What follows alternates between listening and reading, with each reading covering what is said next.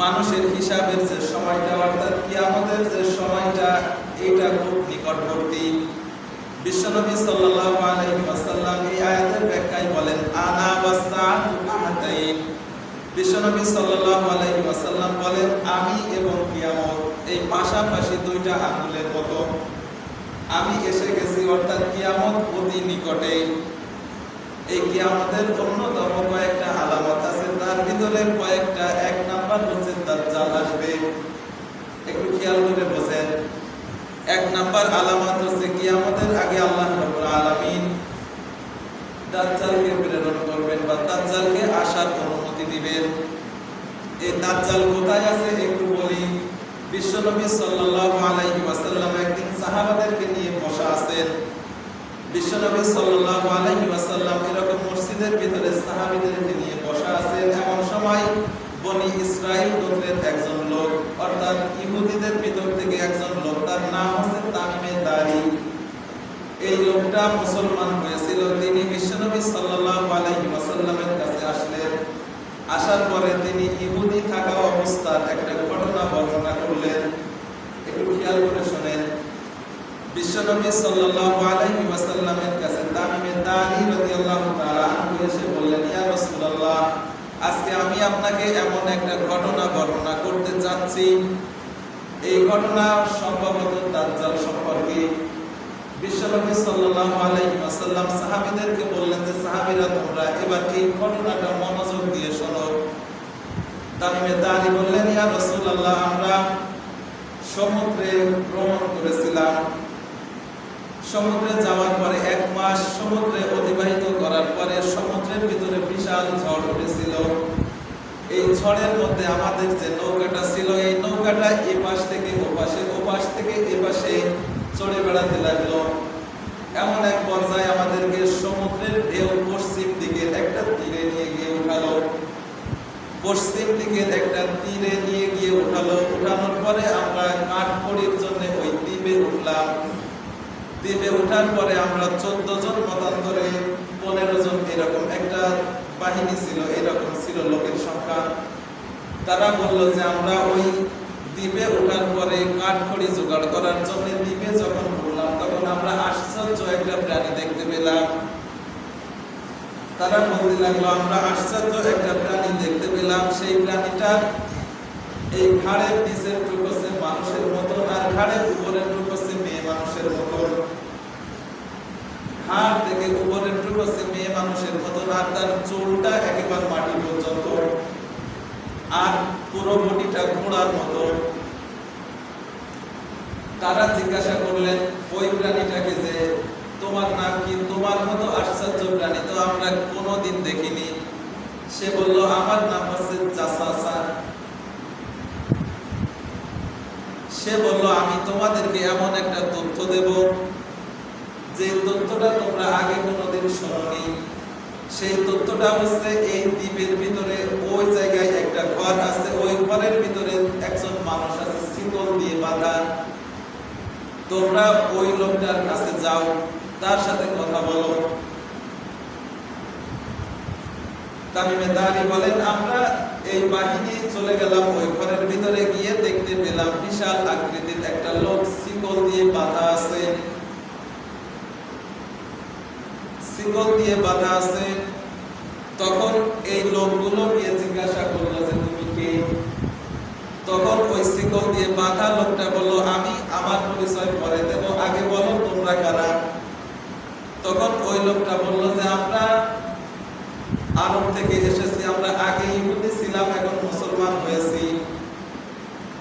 না, এটা মুসলমান হওয়ার আগের কথা। সে বলল আমি ইহুদি বংশোদ্ভূত, আমি ইহুদি একজন লোক, আমরা ইহুদি বংশোদ্ভূত। তো সে বলল ওই শিকল আকৃত লোকটা বলল যে আমি তোমাদেরকে কয়েকটা প্রশ্ন করবে, প্রশ্নগুলো একটু জিজ্ঞাসা করেন।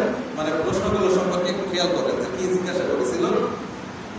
1 নম্বরে ওই শিকল আকৃত লোকটা সে জিজ্ঞাসা করলো বুহাইরা তাবরিয়া সম্পর্কে। বুহাইরা তাবরিয়া এই জায়গাটা সম্পর্কে সে বলল যে এই জায়গাটার অবস্থা কি। এরপর হচ্ছে গোলান পর্বত সম্পর্কে। কি সম্পর্কে? গোলান পর্বত। এরপরে হচ্ছে আমি বলতেছি কয়েকটা বিষয়, সেই কয়েকটা সম্পর্কে জিজ্ঞাসা করেছিল। এরপরে জিজ্ঞাসা করেছিল যোগান ঝর্ণার কথা। যোগান ঝর্ণা, সে বলল যে এই ঝর্ণাটার অবস্থা কি? তো ওই লোকগুলো বললো যে এই ঝর্ণায় এখনো পানি আছে। ওই শৃঙ্খলাবৃত লোকটা বললো ভবিষ্যতে এই জায়গাটায় আর পানি থাকবে না, বর্তমান পরিস্থিতি ওই জায়গাটায় পানি নেই। এরপরে এই লোকগুলো জিজ্ঞাসা করলো যে এবার আপনার পরিচয় দেন, আপনি কে? তখন ওই লোকটা বললো আমি হলাম সেই মাসিহুদ দাজ্জাল। কে? মাসিহুদ দাজ্জাল। এই ঘটনাটা কয়েকটা কিতাবে আছে, আমি মিশকাত থেকে বলছি। এরপরে ওই লোকটা বললো যে অচিরেই আমাকে বের হওয়ার অনুমতি দেওয়া হবে, অচিরেই আমাকে বা ভবিষ্যতে আমাকে বের হওয়ার অনুমতি দেওয়া হবে। এই ঘটনা এতটুকু বলার পরে আল্লাহ নবী বললেন যে দাজ্জাল পশ্চিমের একটা দ্বীপে আবদ্ধ আছে।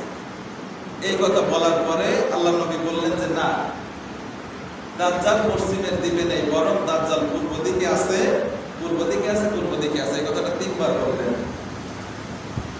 এই ঘটনাটা যখন আল্লাহ নবীর সামনে বলতেছেন, মুহাদ্দিসগণ বলেন যে তখন অলরেডি দাজ্জালকে ছেড়ে দেওয়া হয়েছে। বুঝছেন জিনিসটা? অলরেডি দাজ্জালকে ছেড়ে দেওয়া হয়েছে। আল্লাহ নবীর সামনে যখন এই কথাটা বলা হলো, তখন আল্লাহ নবী বললেন যে পশ্চিম দিকের একটা দ্বীপে আছে। সাথে সাথে আল্লাহ নবী বললেন যে না, পশ্চিম দিকের দ্বীপে নেই, বরং পূর্ব দিকে আছে। তাহলে মুহাদ্দিসগণ বলেন যে দাজ্জালকে তখনই ছেড়ে দেওয়া হয়েছিল। দাজ্জাল কিন্তু এখন ছাড়া অবস্থায় আছে, কিন্তু ওকে বের হওয়ার অনুমতি হয়তো এখনো দেওয়া হয়নি।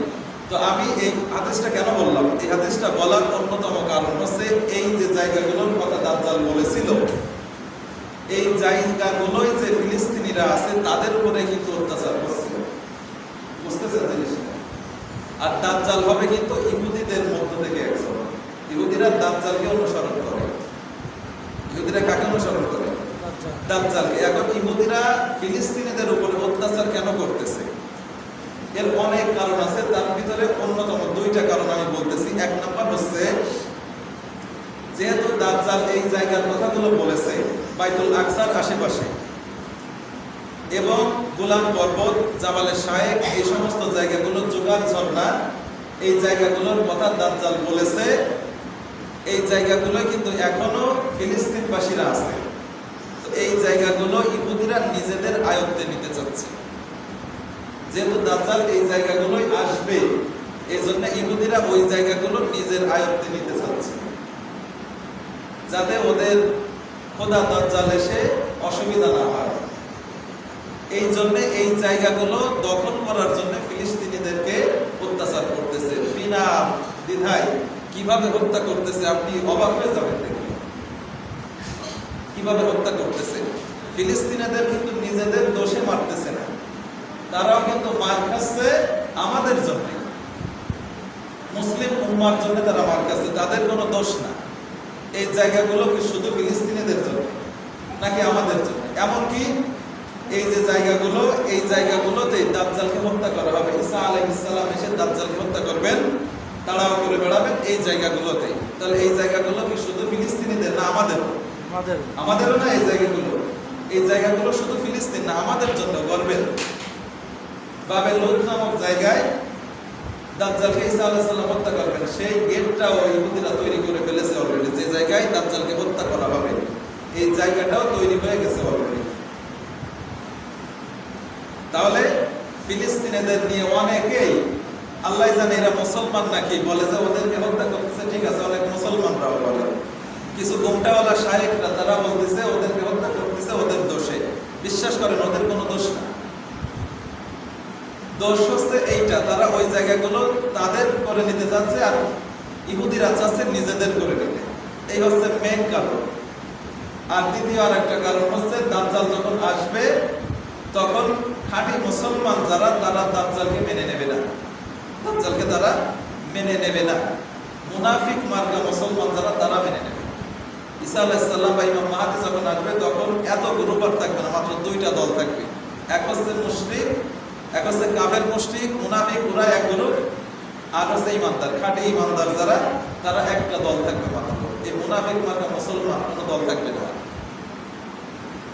তো এই জায়গাগুলো ইহুদিরা এই জন্য দখল করতে চাচ্ছে। যখন ইমাম মাহদী আসবেন তখন খাঁটি মুসলমান যারা, তারা দাজ্জালকে মেনে নেবে না। এই জন্য তারা খাঁটি মুসলমানদেরকে মারতেছে, ওরা কিন্তু মুনাফিক মার্কা মুসলমানদেরকে মারতেছে না।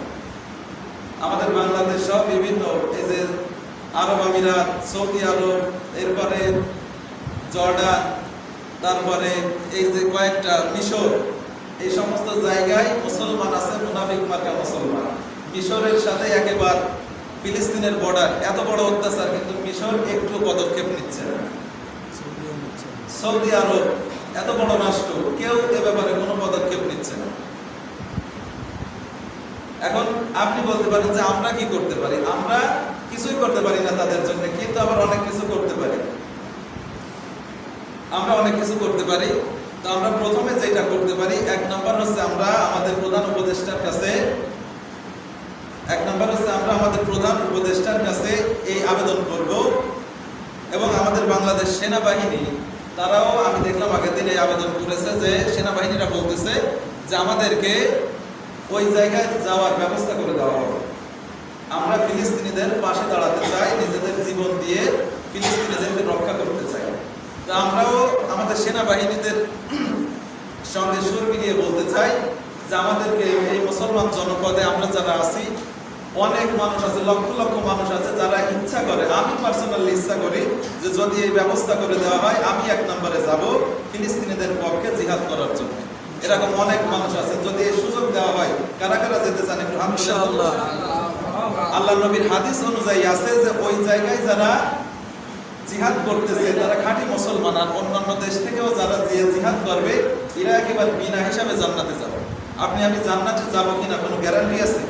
গ্যারান্টি নেই। কিন্তু ওই জায়গায় গিয়ে যদি জিহাদ করতে পারেন, জীবনটা দিয়ে দিতে পারেন, আপনি বিনা হিসাবে জান্নাত পাচ্ছেন। কি ব্যাপার, এটা বোঝেন?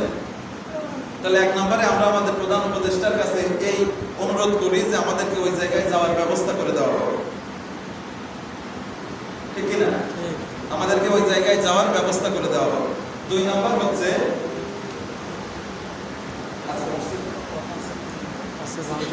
একটু সময় নিচ্ছি, অসুবিধা আছে? দেখা গেল কিছু কথা আছে, বিরক্ত হয় না। আমরা বলেছিলাম তো দেড়টাই জামাত হবে, কিন্তু দুই একদিন একটু এদিক ওদিক হতে পারে। যাই হোক, দ্বিতীয় নাম্বার যে কারণটা এই যে আছে, আমরা ইসরায়েল